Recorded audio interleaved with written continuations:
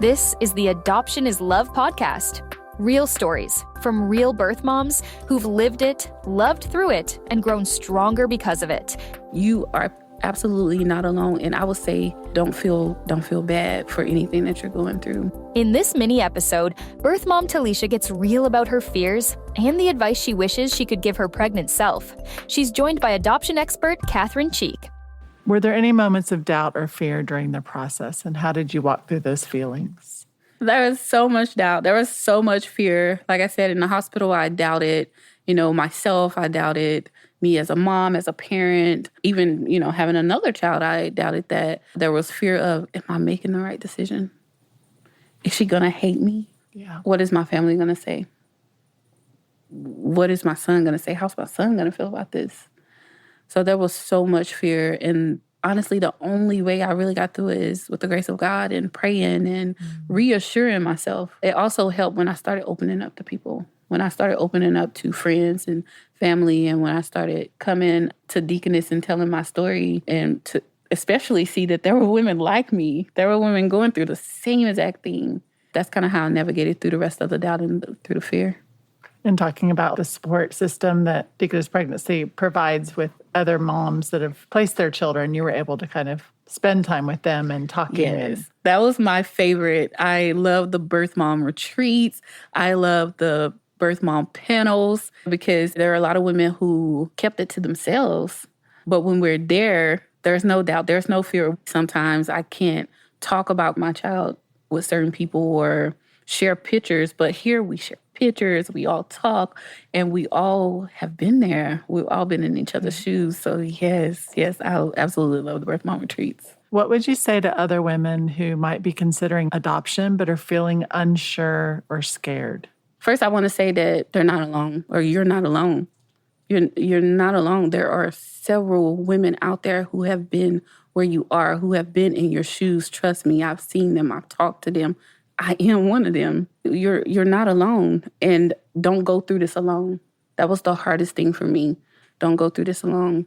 And whenever you're feeling down or unworthy or unloved, just know that you are loved. You are worthy. And no matter what anyone say, we as moms are choosing, first, life. Second, we're choosing love.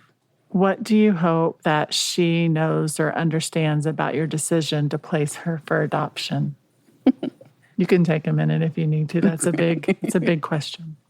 It actually makes me nervous because at the last retreat, talking about teenagers, I have a teenager. I know teenagers can be cruel, but for her to become a teenager, and teenagers don't have filters and they really start understanding more. So the questions that she would ask makes me nervous because I want to be able to answer them. But overall, I will always just want her to know that she's loved. And this decision, although was at first the hardest decision ever, I don't regret it. I chose them for her. I made the right decision, and I don't regret it at all. What advice or encouragement would you give to a woman facing an unexpected pregnancy who might be listening to this podcast right now? Use your resources.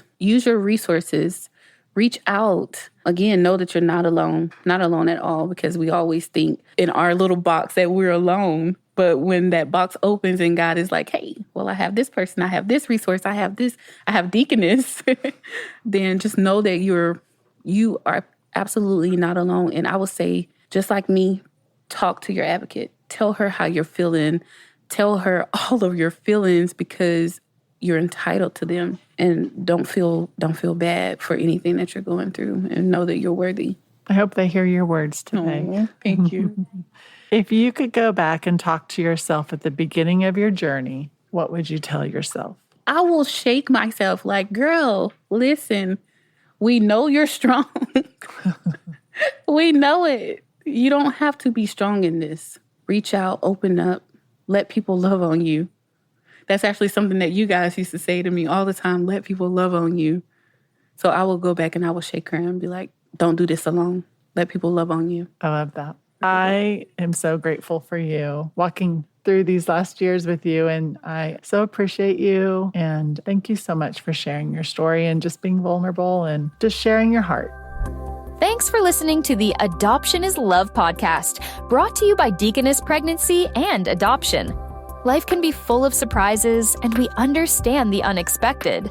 If you want to learn more about your options, visit adoptionis.love.